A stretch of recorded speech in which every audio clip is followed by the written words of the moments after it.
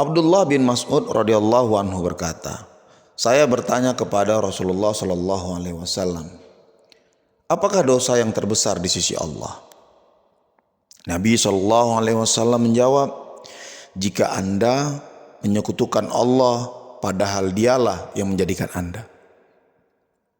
Aku bertanya lagi, kemudian apakah ya Rasulullah? Nabi sallallahu alaihi wasallam menjawab, jika Anda membunuh anakmu, khawatir dia makan bersamamu. Lalu aku bertanya lagi, kemudian apakah ya Rasulullah? Nabi sallallahu alaihi wasallam menjawab, berzina dengan istri tetanggamu. Abu Bakar radhiyallahu anhu berkata, Nabi sallallahu alaihi wasallam bersabda, sukakah kalian aku beritahukan kepadamu dosa yang besar di antara dosa-dosa besar? Pertanyaan ini diulang 3 kali. Sahabat menjawab, baiklah ya Rasulullah. Maka Nabi SAW bersabda, yang pertama syirik, mempersekutukan Allah. Yang kedua, durhaka terhadap kedua ayah dan bunda. Lalu Nabi SAW yang tadinya menyandar tiba-tiba duduk dan bersabda, ingatlah yang ketiga, berkata dusta dan tipuan. Lalu dia mengulang yang ketiga ini beberapa kali, sehingga kami berkata, semoga berhenti atau diam. Nabi SAW benar-benar minta perhatian terhadap suatu yang biasa diremehkan oleh masyarakat dan mungkin dianggap sepele. Anas radhiyallahu anhu berkata, ketika Nabi SAW ditanya tentang dosa-dosa besar, maka dia menjawab, syirik, mempersekutukan Allah, dan durhaka kepada kedua orang tua, membunuh manusia, dan bersaksi palsu. Abu Hurairah radhiyallahu anhu berkata, Nabi SAW bersabda, tinggalkanlah 7 dosa yang dapat membinasakan. Sahabat bertanya, apakah itu ya Rasulullah? Nabi SAW menjawab, yang pertama syirik atau mempersekutukan Allah. Yang kedua, berbuat sihir. Yang ketiga, membunuh jiwa yang diharamkan oleh Allah kecuali dengan haknya. Yang keempat, makan harta riba. Yang kelima, makan harta anak yatim. Yang keenam, melarikan diri dari perang, berjihad di jalan Allah.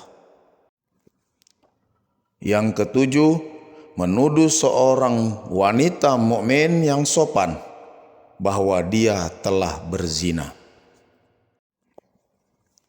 Abdullah bin Amr radhiyallahu anhu berkata, Rasulullah SAW bersabda, sesungguhnya yang terbesar dari dosa-dosa yang besar ialah orang yang memaki atau mengutuk kedua orang tuanya. Ketika ditanya, bagaimana seorang mengutuk kedua orang tuanya? Nabi SAW menjawab, memaki ayah orang lain, lalu dibalas ayahnya dimaki. Dan memaki ibunya orang lain, lalu dibalas ibunya dimaki. Abdullah bin Mas'ud radhiyallahu anhu berkata, Rasulullah SAW bersabda, siapa yang mati dan ia mempersekutukan Allah dengan sesuatu apapun, pasti masuk neraka. Dan siapa yang mati tidak mempersekutukan Allah dengan sesuatu apapun, pasti masuk surga. Abu Dzar radhiyallahu anhu berkata, Nabi SAW bersabda, telah datang kepadaku utusan Tuhanku dan memberitakan bahwa siapa yang mati dari umatku dan tidak mempersekutukan Allah dengan sesuatu apapun, pasti masuk surga. Lalu aku bertanya, meskipun ia berzina dan mencuri? Jawab Nabi SAW, meskipun telah pernah berzina dan mencuri. Abu Dzar radhiyallahu anhu berkata, saya datang kepada Rasulullah SAW ketika beliau sedang tidur berbaju putih. Kemudian saya datang kembali dan ia telah bangun. Lalu beliau bersabda, tiada seorang hamba yang membaca La ilaha illallah, kemudian ia mati di atas kalimat itu, melainkan masuk surga. Saya bertanya, meskipun ia telah berzina dan mencuri? Nabi SAW menjawab, meskipun ia pernah berzina dan mencuri. Saya bertanya lagi, meskipun ia telah berzina dan mencuri? Jawab Nabi SAW, meskipun ia pernah berzina dan mencuri. Saya bertanya lagi, meskipun ia telah berzina dan mencuri? Jawab Nabi SAW, meskipun ia pernah berzina dan mencuri, dan meskipun mengecewakan hidung Abu Dzar.